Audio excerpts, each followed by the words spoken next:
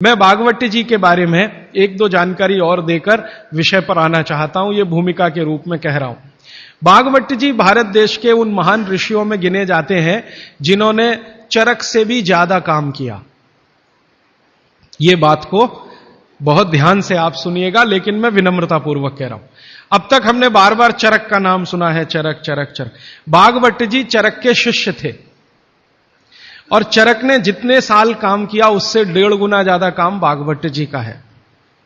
चरक जी के जाने के बाद चरक ने जो सूत्र लिखे हैं, जो उनकी खोज है, रिसर्च है, चरक संहिता जो पूरा का पूरा शास्त्र है, उसके एक एक सूत्र को प्रमाणित करने का काम भागवत जी ने किया।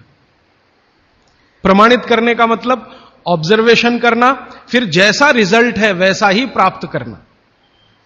जैसे चरक ऋषि ने कहा यह खाने से यह होता है, मान लो उन्होंने एक स्टेटमेंट कर दिया कि यह वस्तु खाने से यह होता है, भागवत जी ने उसको प्रमाणित करने में 25 साल लगा दिए, 20 साल लगा दिए, 30 साल लगा दिए, और जब तक देख नहीं लिया तब तक उसको लोगों को कहने लायक नहीं माना।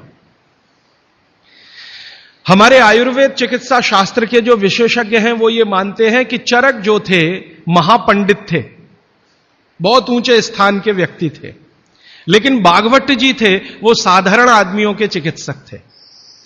इसका मतलब क्या है? इसका मतलब यह है कि चरक ने जो बातें बहुत गहराई से और गूढ़ शब्दों में कही हैं, भागवत जी ने उनको बहुत सरल करके साधारण लोगों की समझ में आए वैसा प्रस्तुतिकरण कर दिया है।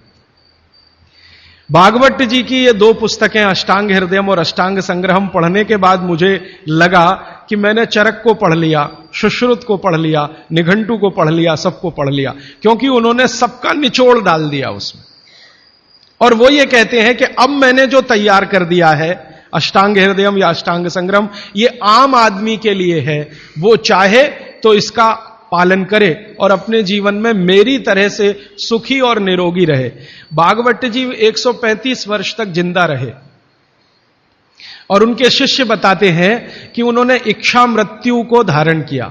माने उनकी इच्छा हो गई थी कि अब बहुत दिन जिंदा रहने से कोई फायदा नहीं है, तो मृत्यु को वरण किया। ऐसे पंडित आदमी, इतनी कमांड अपने शरीर पर। और वो ये कहते हैं जब मृत्यु को जा रहे थे तो उनके शिष्य कह रहे थे कि परेशान हम हो जाएंगे, आप चले जाएंगे। उनका कोई परेशानी नहीं है, ये शरीर छोड़ूंगा, दूसरा धारण करूंगा। जैसे तुम शर्ट बदलते हो मैं बदल लूंगा, लेकिन अब मुझे जाना चाहिए, इस शरीर का सीमा हो गया है। ऐसे व्यक्ति जिन्होंने मृत्यु को धारण किया अपनी इच्छा से, उन्होंने जो कुछ अपने जीवन में किया है वो 2 ही पुस्तकों में सारा समाहित है, तीसरी कोई पुस्तक उन्होंने लिखी नहीं। और वही दोनों पुस्तकों में कुल मिलाकर 7000 सूत्र हैं। 7000, 2 पुस्तकों में कुल मिलाकर 7000 सूत्र हैं। सभी सूत्र संस्कृत में हैं, ये तो आप जानते ही हैं, क्योंकि उस जमाने में हिंदी थी नहीं, तमिल थी नहीं, तेलुगु थी नहीं, ज्यादा से ज्यादा संस्कृत ही थी या प्राकृत थी।